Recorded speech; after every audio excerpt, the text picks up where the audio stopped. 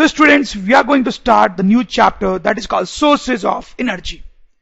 अब एनर्जी के बारे में आपको क्या बताऊं, कितनी इंपॉर्टेंट है आपको पता ही है. हम कोई भी काम करें छोटा या बड़ा, उसमें एनर्जी का बहुत इंपॉर्टेंट रोल होता है. कोई स्पेसक्राफ्ट लॉन्च किया जाना है, बहुत एनर्जी चाहिए. व्हीकल्स चलते हैं हमारी लाइफ में, बहुत इंपॉर्टेंट है, हमें एनर्जी चाहिए उनके लिए. हमारे शहर रातों को जगमगाते हैं, तो वो भी एनर्जी के बिना नहीं जगमगा सकते. अगर एनर्जी नहीं होगी तो रातों को अंधेरा छा जाएगा.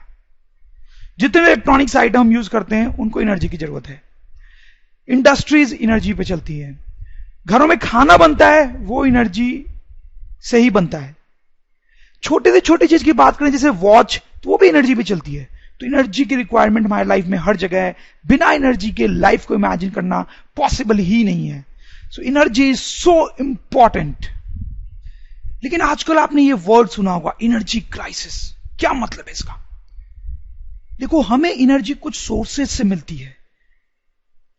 हमें ऐसा डर है कि वो सोर्सेज धीरे धीरे खत्म हो जाएंगे और फिर हमारे पास कोई एनर्जी नहीं बचेगी. तो हमारे कारें चलना बंद हो जाएंगी, हमारे इलेक्ट्रॉनिक्स आइटम्स चलना बंद हो जाएंगे, हमारा जीना बहुत मुश्किल हो जाएगा. तो ऐसी सिचुएशन को बोलते हैं एनर्जी क्राइसिस. लेकिन बच्चों, लोअर क्लासेस में आपने ऐसा पढ़ा होगा कि energy is conserved. It can neither be created नर डिस्ट्रॉयड. इस पे ध्यान दें. तो हमने पढ़ा है कि यार एनर्जी को तो डिस्ट्रॉय किया ही नहीं जा सकता. एनर्जी इज कंजर्व्ड मतलब दुनिया में जितनी भी एनर्जी है वो कभी कम नहीं हो सकती, वो कंजर्व्ड है. तो अगर एनर्जी कम नहीं हो सकती तो हम एनर्जी क्राइसिस की बात क्यों करते हैं? तो लेट्स हैव अ लुक. मैं आपको एक सिंपल से एग्जांपल से समझाता हूं. जैसे हम कैंडल की बात करते हैं. कैंडल हमारे लिए एक सोर्स ऑफ एनर्जी है, क्योंकि उसको जलाने पे हमें हीट और लाइट प्राप्त होती है, मिलती है. ठीक है, हम बोल सकते हैं जो कैंडल है वो वैक्स से बना होता है. वैक्स, ठीक है, जिसमें केमिकल एनर्जी होती है. ठीक है, तो जैसे जैसे हम कैंडल को यूज करते हैं वो छोटी होती जाती है और उसकी केमिकल एनर्जी कम होती जाती है. लेकिन जैसे जैसे कैंडल यूज होती जा रही है वैसे वैसे ज्यादा हीट और ज्यादा लाइट प्रोड्यूस हो रही है. ठीक है, देखो कैसे एनर्जी कंजर्व रहती है. कैंडल जलाने पे केमिकल एनर्जी कम हो रही है लेकिन हीट और लाइट बढ़ रही है. जितनी केमिकल एनर्जी कम होती है उतनी हीट और लाइट बन जाती है. तो टोटल अगर हम देखें हीट, लाइट और केमिकल एनर्जी को मिला के, तो टोटल एनर्जी सेम रहेगी. केमिकल एनर्जी कम हो रही है, हीट और लाइट बढ़ रही है, लेकिन टोटल एनर्जी सेम है. क्यों? क्योंकि जितनी केमिकल कम हुई उतनी हीट और लाइट एनर्जी बन गई. लेकिन आप सोचो, जब पूरी कैंडल खत्म हो जाएगी तो हमारे पास सिर्फ हीट और लाइट एनर्जी बचेगी. ठीक है, एनर्जी कंजर्व भी है, लेकिन क्या अभी हीट और लाइट को यूज करके हम वापस से कैंडल का निर्माण कर सकते हैं? क्या हीट और लाइट को यूज करके वापस से कैंडल बनाई जा सकती है? सोचें, बिल्कुल नहीं, ऐसा नहीं किया जा सकता. तो एक बार कैंडल खत्म हो गई तो वो दूसरे फॉर्म में कन्वर्ट हो गई है एनर्जी. अब हम दोबारा उस कैंडल को यूज तो नहीं कर सकते ना, और जो एनर्जी बनी उसे दोबारा कैंडल बनाई भी नहीं जा सकती. ठीक है, तो ये प्रॉब्लम होती है. शायद आपको समझ में आ गई होगी. तो हम ऐसा बोलते हैं कि जब कैंडल थी हमारे पास, ठीक है, तो हमारे पास जो एनर्जी थी वो यूजेबल फॉर्म में थी. इसको हम जब चाहे यूज कर सकते थे. लेकिन जब वो कैंडल खत्म हो गई है तो दूसरे फॉर्म में एनर्जी है जो कि नॉट सो यूजेबल. अब उतने यूजेबल फॉर्म में नहीं रही. तो एनर्जी कंजर्व तो रहती है, लेकिन वो एक फॉर्म से दूसरे में कन्वर्ट हो जाती है, और जब वो दूसरे फॉर्म में कन्वर्ट हो जाती है तब उसको उतना यूज करना पॉसिबल नहीं होता है. जैसे एक दो एग्जांपल्स और देखते हैं और समझ में आएगा आपको. जैसे आप सोचे कि हमारे पास हॉट वाटर, एकदम गर्म पानी है 50 डिग्री सेंटीग्रेड, तो हम बोल सकते हैं कि ये वाटर हमारे लिए एनर्जी का सोर्स हो सकता है. इसको बहुत तरीके से यूज कर सकते हैं. हम खाना बनाने के लिए यूज कर सकते हैं, ठीक है, नहाने के लिए यूज कर सकते हैं, और बहुत सारे कामों के लिए यूज कर सकते हैं. तो ये सोर्स ऑफ एनर्जी है. ठीक है, 50 डिग्री सेंटीग्रेड. लेकिन इस पानी को अपने एटमॉस्फेयर में छोड़ दिया ऐसे, ठीक है, खुले में छोड़ दिया आपने. कुछ देर बाद क्या होगा? ये पानी ठंडा हो जाएगा. अब क्या ये हमारे लिए सोर्स ऑफ एनर्जी है? क्या अब इसमें खाना बनाया जा सकता है? नहीं, अब नहीं बनाया जा सकता. तो अब ये सोर्स ऑफ एनर्जी नहीं रही. ठीक, अब देखो क्या हुआ यहां पे. जो हीट पहले वाटर में थी, अब वो हीट कहां चली गई? वो अब हीट जो है वो एटमॉस्फेयर में चली गई है. हीट जो है वो अब एटमॉस्फेयर में चली गई है। ठीक, तो एनर्जी कंजर्व्ड है हमारी। कैसे कंजर्व्ड है? जो हीट पहले वाटर में थी, अब वो हीट कहां है? एटमॉस्फेयर में। तो हीट कंजर्व्ड है। लेकिन जब वो हीट पानी के साथ थी तो वो यूजेबल फॉर्म में थी, यूजेबल फॉर्म में थी। ठीक है, लेकिन जब वो एटमॉस्फेयर में चली गई है तो अब हम उस हीट का यूज नहीं कर सकते, तो अब वो नॉट सो यूजेबल हो गई है। ठीक है, तो आप देख सकते हैं एनर्जी कंजर्व रही है, लेकिन अब हमारे लिए वो यूजफुल नहीं रही। तो अब आप समझ रहे होंगे कि एनर्जी क्राइसिस क्यों होता है।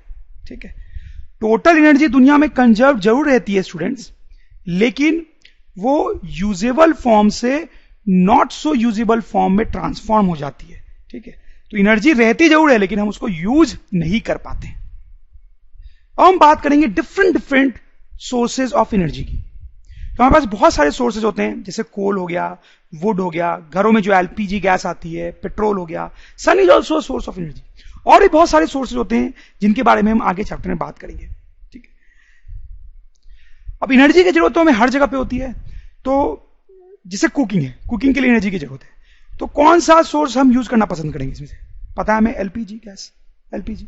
ठीक है, तो डिफरेंट कामों के लिए हम different form of energy use करते हैं जो सुटेबल हो। जैसे कार चलानी है, तो कार चलाने के लिए कौन से फॉर्म ऑफ एनर्जी की यूज करते हैं? पेट्रोल का यूज करते हैं। कोल और वुड, पुराने जमाने में कुकिंग के लिए इनका यूज किया जाता था, लेकिन आजकल ये मेनली इंडस्ट्री में यूज होते हैं। ठीक है, तो डिफरेंट पर्पज के लिए हम डिफरेंट सोर्सेज ऑफ एनर्जी का इस्तेमाल करते हैं। जैसे मैं आपको बताऊं, विंड और वाटर, इनको भी as a source of energy use किया जाता है, और बहुत एंशिएंट टाइम से ही इनको यूज किया जा रहा है। जिसे कैसे मैं आपको बताता हूं। पहले विंड की बात करते हैं। इस टाइप की शिप्स देखी होंगी आपने, टीवी में देखा होगा। पुरानी टाइम में ऐसी शिप्स यूज होती थी। तो क्या होता था कि हवा चलती है ऐसे, आप सपोज करो हवा चल रही है ऐसे। ठीक है, तो ये जो कपड़े बंधे हुए हैं यहां पे ऊपर, वो क्यों बंधे हुए हैं? उन्हीं के कारण ये शिप चल रही है एक्चुअली। तो जब हवा चलती है तो वो इन कपड़ों को धक्का देती है आगे, जिसके कारण शिप जो है वो आगे की तरफ मूव करती है।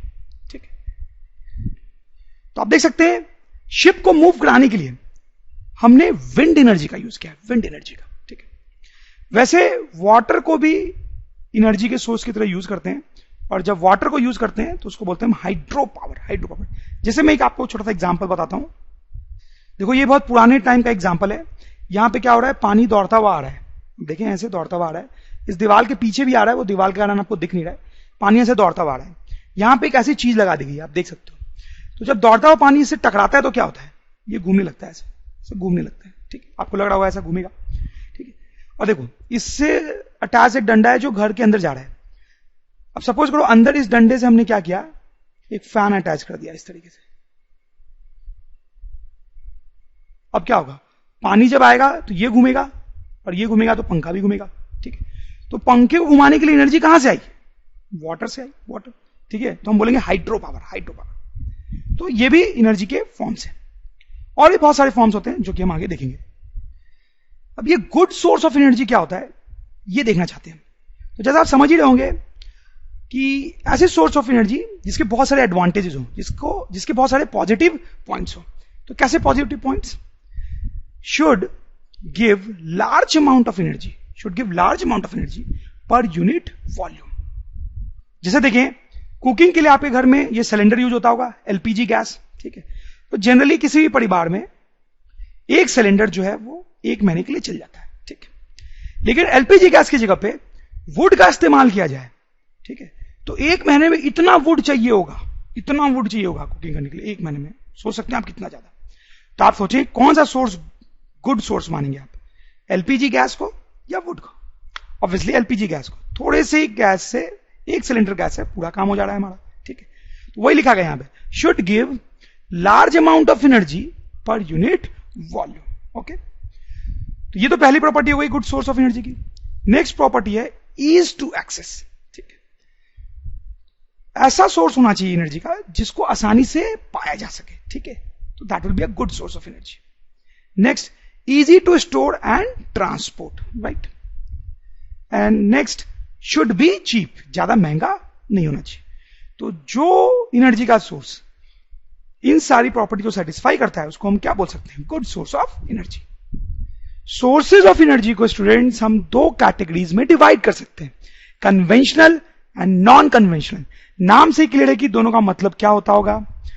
कन्वेंशनल का मतलब है sources which are being used since long time, ऐसे सोर्सेज एनर्जी के जिनको सदियों से यूज किया जा रहा हो उनको बोलते हैं conventional sources of energy. Non conventional किसको बोलते हैं, sources whose use has started only recently, ऐसे सोर्सेज एनर्जी के जिनका यूज हमने कुछ टाइम पहले ही शुरू किया उनको बोलते हैं नॉन कन्वेंशनल। जैसे कि कोल, ठीक है, इसको बहुत सालों से यूज किया जा रहा है, इसको बोलेंगे conventional source of energy. Would, ठीक है, ये भी कन्वेंशनल है। विंड भी मैंने आपको बताया बहुत टाइम से यूज हो रहा है, this can also be said to be conventional source of energy. Sun की जो एनर्जी है उसको कुछ बहुत पहले से यूज नहीं किया जाता है, कुछ टाइम ही हुआ है उसको यूज किए हुए मैनकाइंड को, इसलिए उसको बोलेंगे non conventional source of energy.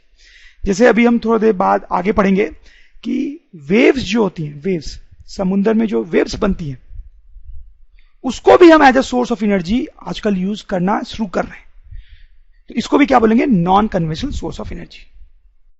Sources of energy को हम एक और तरीके से कैटेगराइज कर सकते हैं, रीन्यूएबल एंड नॉन रीन्यूएबल। ठीक है, क्या मतलब है देखते हैं।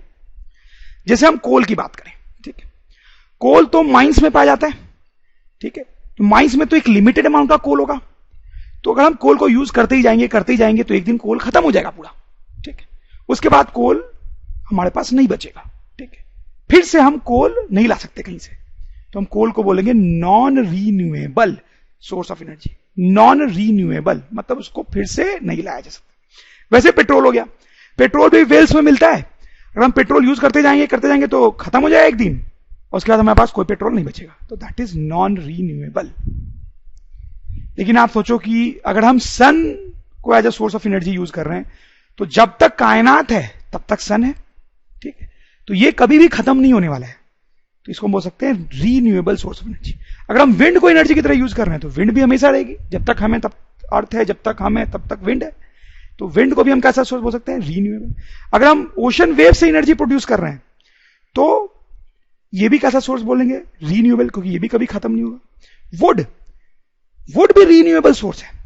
कुछ स्टूडेंट्स को इसमें कंफ्यूजन होता है कि नहीं वुड तो नॉन रिन्यूएबल होगा, क्यों, क्योंकि अगर हम वुड यूज करते जाएंगे तो पेड़ एक दिन खत्म हो जाएंगे और फिर हम वुड कहां से लाएंगे। नहीं स्टूडेंट्स, लेकिन वुड कैसा है, रीन्यूएबल सोर्स ऑफ एनर्जी। क्यों, देखो वुड जो है वो हमें पेड़ों से मिलते हैं, ठीक है, तो हमने 10 पेड़ काटे, ठीक है, लेकिन उसी टाइम अगर हम 10 पेड़ प्लांट भी कर दें तो फिर वुड की कमी कभी भी नहीं होगी, जन्मों जन्मांतर तक वुड रहेगा हमारे पास। जितना वुड हम काटें उतना अगर हम ट्रीज लगाते जाएं तो would is actually a renewable source of energy. तो हम ऐसा लिख सकते हैं कि renewable source is a source which can last for a very long time, which can last for a very long time, जो बहुत बहुत समय तक लास्ट कर सकता है। Its supply is unlimited, इसकी जो सप्लाई है वो अनलिमिटेड है, कभी खत्म नहीं होगी। नॉन रिन्यूएबल के लिए हम क्या डेफिनेशन ले सकते हैं, non renewable is a source of energy, so non-renewable is a source whose supply is limited and is likely to be finished